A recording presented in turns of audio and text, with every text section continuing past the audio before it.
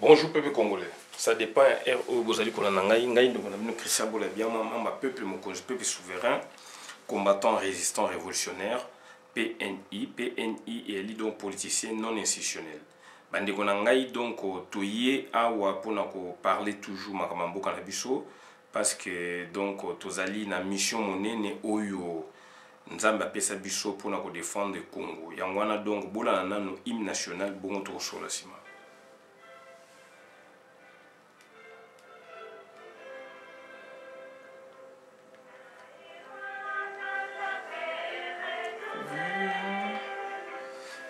Nous sommes les aïeux.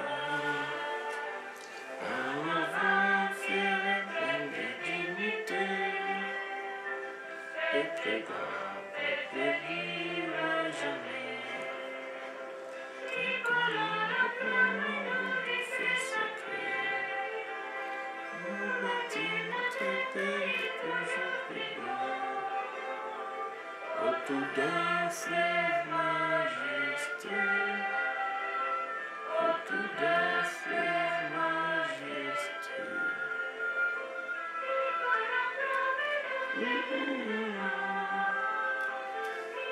Bénis aux aïeux, nos enfants, que justice et travail, que justice et travail.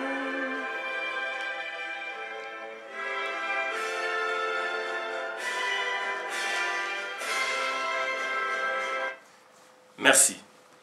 Peuple congolais, toye koloba lelo donc makambu oyo ezali ko préoccupé biso ezali donc makambu ya musique autrement parce que ba émission tout ça ba émission belé sur la musique congolaise et donc et puis to parlaka na vie na bango na ba œuvre na bango etc. Mais lelo na mingi pour parler makambu ya hit parade na ba plébiscite ya musique donc tokomeka kotala yango puisque lelo omona musicien mwa alobi ngai na ne boye nzemo na nga moto yaki donc etekama ekoleka baninga na ne boye nga nazalaki na hit parade mutali boso mais na ba ne wana pe toyebi ba réalité yango toyebi ba réalité puis toyebi pe puisque baza kolobango vulgairement te baza kolobango au hasard te baza kolobango sur base des données sur base de certains éléments dont notamment le hit parade et puis le plébiscite donc musical congolais donc ça dit à la fin de l'année donc association il y a un musicien il y a un chroniqueur donc la ASEMCO, association de chroniqueurs de musiciens congolais, association de chroniqueurs de la musique congolaise, donc Bango, Bazalaï ko s'est réuni, ASEMCO s'est réuni depuis donc depuis Kala, donc Bazalaï ko s'est réuni et puis Bazalaï plébiscite ils allaient sortir net il y a consultation. Bah consulter bah maison d'édition bah consulter place bah disque zoté kama bah élément bah meilleure vente ezanini bah boyebo ezanini et bah consulter bah tout oyo donc bah ebi musique bah consulter donc bah mécène bah consulter donc public etc. ndé bah benyango plébiscite na fin de l'année bah kotala banzemo ndenge etamboli na saison boye na semestre boye et puis na fin de l'année et puis bazali couper ça donc prix wana donc qui une sorte il y a médaille de bronze de médaille de l'or bronze or argent et bronze donc 3 prix bazali couper ça pour la meilleure chanson de l'année la meilleure chanson c'est-à-dire ils allaient payer par rapport à la vente. Et puis, il y avait aussi des prix. Il y a Mickey, donc, meilleure chanson, il y a saison. On a pu expliquer Bino. Et puis, chanson, mon chouchou, chanson, il y a meilleure, dans le moment, est-ce que ça y a saison? donc ça dit il y a trimestre moko boye durant 3 mois et que ekatana mosusu ye supplantant eketi da suka to meka komona ngona bino. Il y avait des chansons donc à succès donc permanent. Donc ça dit bah succès moko il y a chanson donc succès moko donc permanent il y a chanson donc ekangi na pointi na point donc ça dit na début année tina likolo tina suka. On a connu des chansons pareilles et on a connu des années aussi donc où il bousculait qui musique congolaise du dedans et bah chanson mususu et pesami na kati makasi di banda pepe sai makasi ba chanson mususu et betami makasi na kati et tekami makasi na kati un peu donc au Congo Brazza Angola muke et puis Belgique hein, na ba milieu na biso époque mais ba chanson mususu est percée et puis et komaki donc ezalaki bazali ko compter ba chanson ezo bimana potote donc la seule différence yango na ngai sa batu oyo ba yeba kité ba chanson mingi donc bazali ko compter monter puisque ezali ko bimana poto et bimi na poto na ba musicien congolais ba na poto ba chanson bimi kuna mais au côté na hit parade à Congo puisque il y a ba même condition à travailler.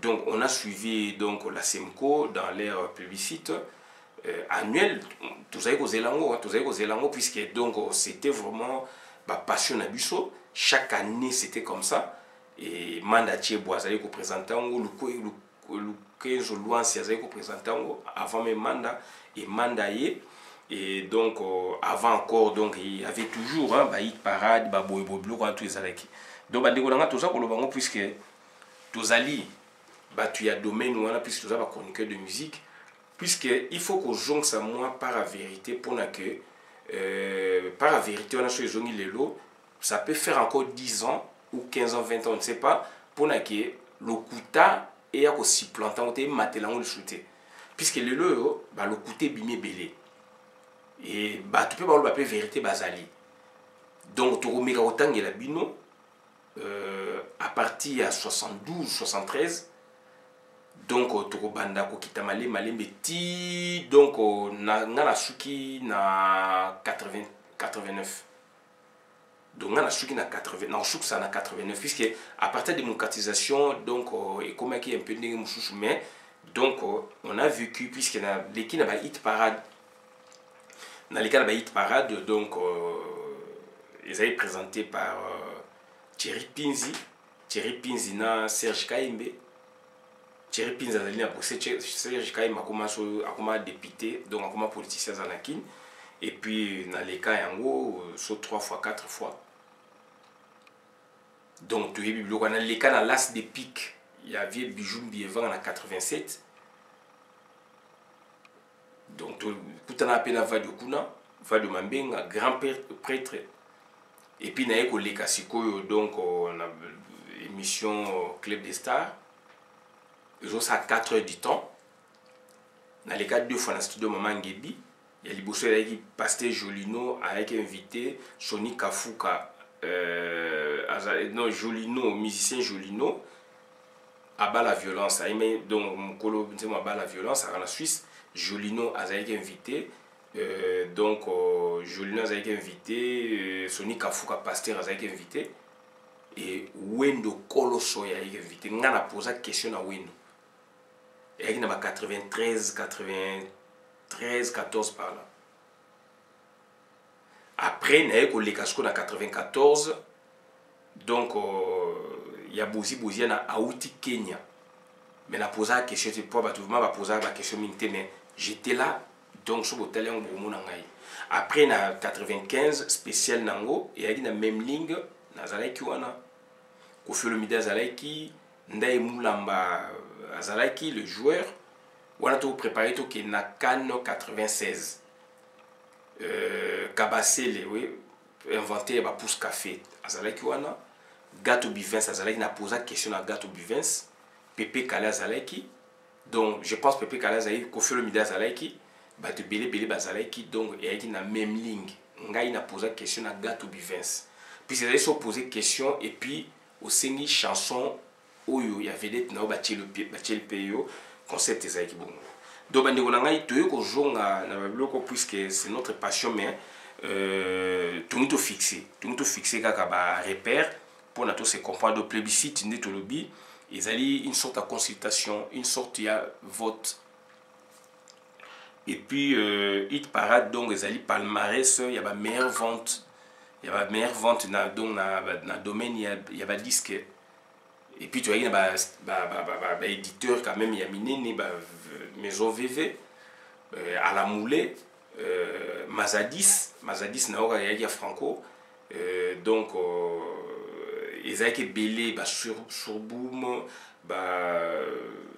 donc ba édition ezaki belé ba bokelo ba boyebo ezaki ebelé donc c'est à dire ba vente ya ba disque ezaki koyebana puis ezaki a publié na ba hit parade. Mon hit parade des autres à la, si je m'abuse, chaque mercredi ou jeudi. Chaque mercredi ou jeudi, à partir de 14h, 16h, même à 17h, 18h.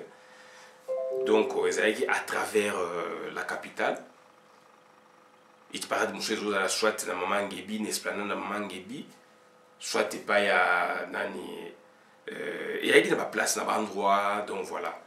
Et pas ya Teddy Kisala côté ba Nyarkos na matongi wana ba hit parade pezo leka wana ezo leka pe do na Zénith na ex Diteo avenue Lodja non avenue Dibaya donc Lodja Lodja donc au Gambela na coin donc ancien combattant penga na zalaka na kotaka na période de déforme de ma meilleure vedette 84 na ancien combattant na zalaka. Voilà, donc tu as même na badivé, oui, tu as badivé avant de qu'il y ait entraînement tous les cas kawana.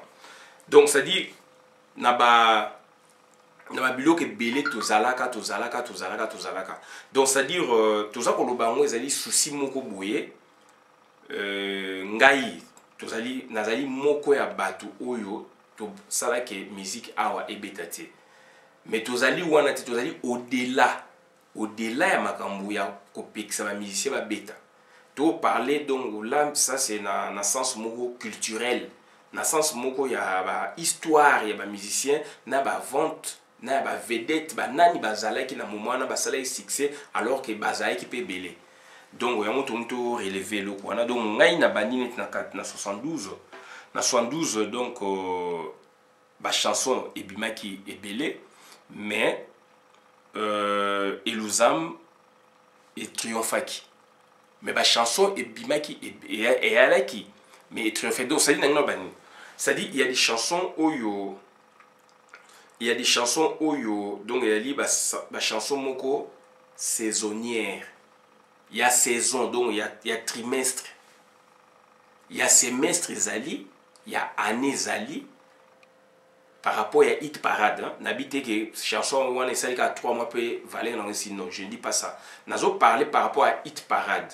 Puisque hit parade des alliés de palmarès mot sur une année étendu sur une année mais séquencé dans ma tranche na trimestre na semestre et puis année 3 mois 6 mois une année donc ça dit bablo quand on vivre en gros donc na 72 na 72 chansons oyo ebimaki déjà donc Eluzam et Triomphaki ba chanson ebele bimaki wana 72 naza su na mémoire makasi te mais na tangel bino oyo nga na yebaki donc Eluzam na 73 ba chanson ezalaki ebele il y avait des chansons oyo eregnaki na premier 3 mois banani ba chanson mosusu ekangaka une année mosusu esalika succès 3 mois mais na habité que valeur nango esili 3 mois mais vente baissé et teki makasi ou teki moyen de 3 mois vente baissé donc bazo calculer sur 3 mois 6 mois une année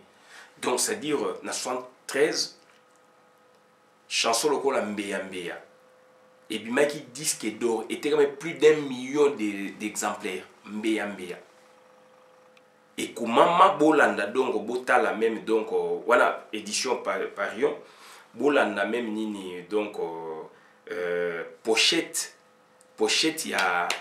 il y a chanson donc mbeya evolo bakoma disque d'or était kama lokola lipa plus d'1 million d'exemplaires vendus donc ça dit cette chanson donc ça dit succès dans les qui en fait na hit parade pour la succès la chanson til le sous 30 ans 40 ans succès ça toujours donc ça dit tout le bon sens que donc ça dit sur une année cette chanson donc ça dit avait pris presque toute cette temporalité là il y a une année na 73 c'était Mbeyambe et bah jouer à Léopard bah yaki bah yamba bah on a Mbeyambe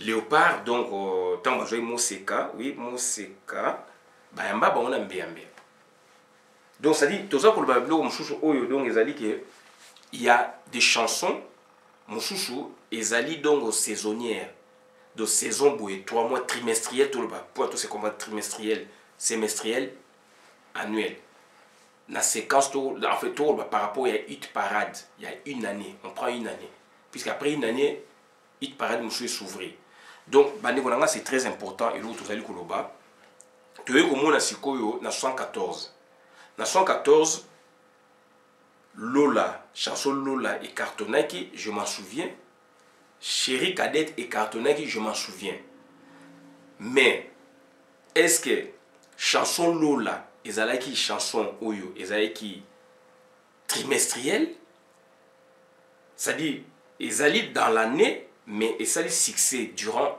X temps et X temps mususu chanson mususu ebimi ou ezalaki donc na lutte na chanson mususu moko eleki de bloc on a tout essayé comme on a puisque Chérie Cadette ezalaki Lola et Cartonaki Zaiko pe abimisaki donc ça dit ba chanson phare ezalaki mais n'habite que Lola ou bien Chérie Cadette ezalaki trimestriel ou ezalaki boybo donc na bona côté na polémique mais na expliquer bino na 74 je donne par exemple deux exemples wana chanson Lola et Cartonaki il y a dit de yogo na Maki ne tumanangwaka Maki ou tumanangwaka après donc c'est-à-dire côté mususu Chérie Cadette pe et Cartonaki Stukas aussi et Cartonaki ba maman Léontine ezalaki une époque ni 73 74 eza ba question il y a ba recherche ba maman Léontine oya lobi donc et Cartonaki donc ça dit mutu muso kolobake ah année wana nga mutu bobo mais est-ce que ezalaki trimestriel ba plébiscité pe ba plébiscite ezalaki baza na 3 mois ba lobi que meilleure chanson à 3 mois boué meilleure chanson il y a dans 6 mois na 6 mois la période boisa chanson boé na une année ce qu'on va ça disque plébiscite national il y a ba chanson tout il y a ba boé vedette meilleure chanson meilleur orchestre boé do la chanson plébiscite trimestriel les a rappelé surtout ba chanson ba vedette et puis donc orchestre mais ce qu'il y a année au moins on a régné qui na trimestre na semestre mais na année ABC mutu mususu abimi orchestre mususu ebimi na vedette mususu ebimi donc biloko wana linga ineto se comprendre na bona tanga bakomo sikoyo na tangel bino donc vie dona mobeta zali wana na 74 na tangel bino vie dido yogo akufa 74 na tangel bino lita bembo na ebi pe zaiko ebetaki ba orchestre belé betaki na moment wana ba ok jazz ba boyo mais tout ba orchestre oyo ba musicien na ba chanson oyo excellaki. Donc pour vous dire que donc ça dit quand quelqu'un parle aujourd'hui, ah on a la période bobo, il faut tout nailler. Et là il trimestriel, semestriel ou annuel plébiscite à ma casse ya mouné annuel. Pour la chanson mouchou pour na c'est répété et ça les succès na premier trimestre, na deuxième trimestre donc na semestre donc et katani. Mais ils ont la côte et katani so ils ont premier c'est comme 5e. Moussou est koya sikoyo ezalaki donc au 10e et comme premier puisque 21. Moussou a eko mané na août mais a cartonné koleka nyonso. Donc la conditionnalité on a tout il faut koye ba on faut bon. Donc quand les musiciens congolais aujourd'hui puisqu'ils font des vidéos des émissions par-ci par-là, c'est bien pour la culture mais quand ils vous disent des choses, il faut beau situer dans le temps et dans l'espace. Et là on a ninga tout c'est comprendre les places wana. To yesiko na année 75. Année 75, c'est Amazon. Amazon, donc, il suffit le coller. Amazon est cartonnaca grave. Il n'y a pas Wemba. Et cartonnaca grave. Mais la chanson, je orchestre, je suis allé, mais papa Wemba, Amazon, il suffit le coller. Et cartonnaca au sakanate. toye sikoyo neti na ba 76 na ba 76 donc c'est à dire il y a eu des chansons et cartonnaki donc na otanga ba jeune mais na oloba ba chanson et cartonnaki na 76 na tango wana ba musicien congolais mingi ba bimi libanda te bazaka na kati d'où Hit Parade yaki introverti na ba réalité ya kati to évoluer to juste sous neti Mère supérieure et cartonnaki Mère supérieure et cartonné donc c'était en quelle année 77-78 Mère supérieure et cartonnaki makasi et kangaki année Mère supérieure na 78 ba chanson et bimaki et belle 78-79 Koffi Olomide Asso et bimaki révélation de l'année. Révélation parce que c'est pour la première fois à Bimisi, certainement Bimisi mais pour la première fois na Hit Parade donc ba chanson ma casse ezali likolo yango et bima révélation. Je pense si je ne m'abuse pas même c'est tout année qui na Mère supérieure ou Mère supérieure ezali une année avant. Toye na 80 il y avait deux chansons phares où isimbaki année 80. Ba grand maître bazo bimisa ba lita bazo bimisa ba tout ba chanson qui toko mais to parler no e cartonné et aiki donc Beloti et puis Fièvre Mono et aiki kita et Fièvre Mono ne e ko kanga masolo pétrole Fièvre Mono e volo ko Beloti donc na viva donc ya donc espérant Djengaka donc c'est-à-dire il faut que y donc ça dit Beloti quoi un moment quoi katanaki Fièvre Mondo et donc est doublé donc bazai kita Fièvre Mondo et kei na moti na suka plébiscité mère orchestre zaiko mère chanson donc Fièvre Mondo mère vedette et voloko etc. mais Beloti et betaki tu es na 81 je pense Ezaïki Dikano si je ne m'abuse il y a Emine et cartonnant 82 Bourbandé nini ba chanson ezaka orchestre jeune époque je ne cite pas ceci enfin je ne cite pas ba Luambo ba orchestre ba chanson na bango ba chanson Ezaïki belé ba lita bembo bazalaki ba chanson Ezaïki makasi maintenant on ba oyo yaki plébiscité numéro 1 ou 2 3 mon je peux écartonner mais il y a saison donc il y a trimestre il y a semestre ce qu'on a année total ce qu'on année total à trimestre total à semestre tout le monde en 1985 82 ce qui n'a beau santé 1000 sourires à Dieu Salema et betaka et cartonaka grave na Hit Parade tout le monde a 1000 sourires et kangaka masolo il y a Dieu Salema gilet d'or. Toye donc on a donc plébiscite donc annuel. Toye sikoyo bon Miss Ouvrier et cartonna makasi na biso soki annuel ou trimestriel mais cartonna kana niveau sakanate. Toye sikoyo na 83 il y a eu ceci c'est là. Mais il y a ceci c'est là te bouquet de fleurs ya nga sa do juna janana et beta ko sakanate bouquet de fleurs. Li je connais pas na Hit Parade à un moment, bah, présenté qui a plus de 19 000 exemplaires à l'époque. Mais même année, il y avait aussi donc bouquet de fleurs, il y a Juna Janana et Kotaki, bah chanson mi balé et Kotaki ti na année où il en a qui 1984 et touché qui peut 84. Donc ça dit bouquet de fleurs donc ceci c'est là et cartonné au sakanate. Pour bouquet de fleurs, donc et Zouaki et Keiti, donc plébiscite. Ce qu'on a plébiscite, il faut que est-ce que il y a un bouquet de fleurs, il y a ceci, c'est là parce que c'est les bêta. On a na maki donc na masala na mukune musungai, ba cheko kazadi, ba mubangoy, donc ba chipepele tout ça na bango na maki. Ce qu'on tobina ceci c'est là. C'est les cartonnats du Maroc French et bêta au sakanate et koto kuna sko donc juna jana na do na langa na sa donc ça dit bouquet de fleurs et ningisa pekin. Mais bazali ko pesa ba prix de vente na moment boye. Donc tu y sikoyo na 83 84 na sur il fait à Grand Zaïko. Pas Grand Zaïko mais il raflaki. Grand Zaïko na une chanson te mbongo. Et vous avez mbongo ou bien chanson mbongo ou bien nini. Mais Grand Zaïko et raflaki bayaka bazo bengo bayaka. Baye mabe et raflaki prix wana nyonso meilleure chanson, meilleur orchestre, meilleur boybo. Et que natina ba danse marmebele. Ça c'est Grand Zaïko.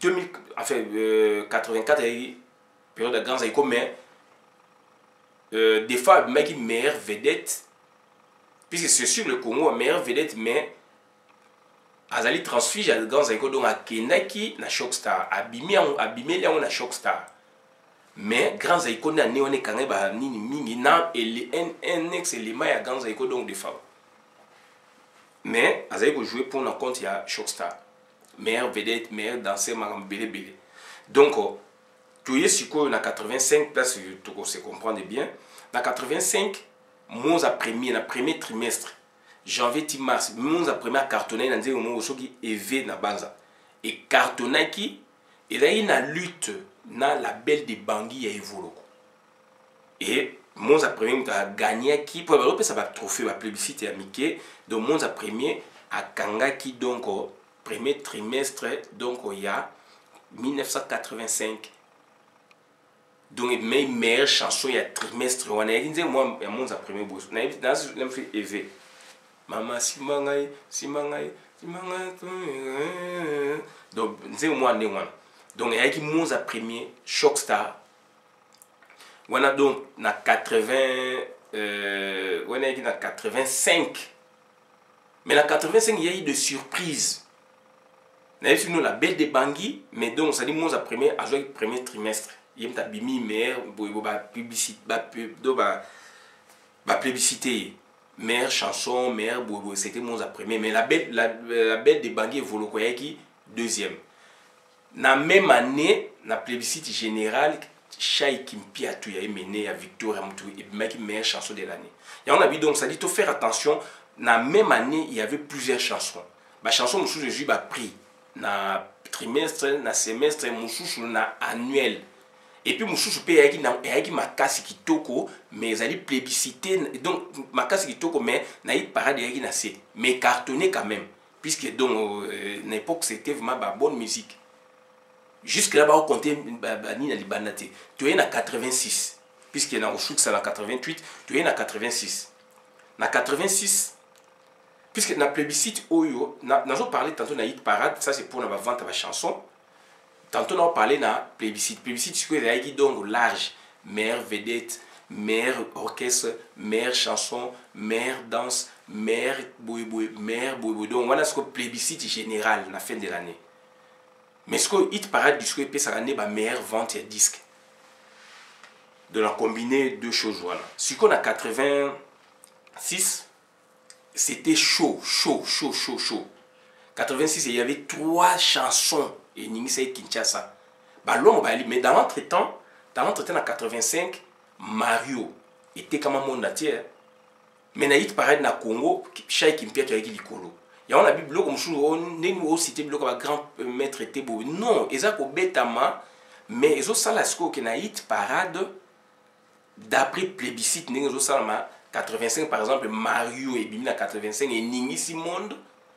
Mais Mario Bima qui premier était et c'était donc Kimpia tu as mené hein. Il y a donc ça va bloc il y a un moni même Lita Bembo na 83 chanson est cartonné qui zonga Jida il s'attendait que Jida ait soit pris mais ma pesi Jida te puis aepsa bango ba longola yi Lita Bembo avait batchak il y a une année où na ba 80 déjà le ba ke lokwana et na 83 82 83 Jida cartonna et après ayoke ne poto mais déjà avant aepsa bango donc alingi sou banga ba hit parade puis ça zomona mo clarté ya mo to expliquer ba bloc wana donc ça dit tant le ba musicien bazo ça va émission par-ci par-là ya on a na ligne na aiguille bino boye baké to faire attention il faut tourner na 3 mois et qui plébiscite à 3 mois et qui hit parade ou bien ayaki plébiscite annuel.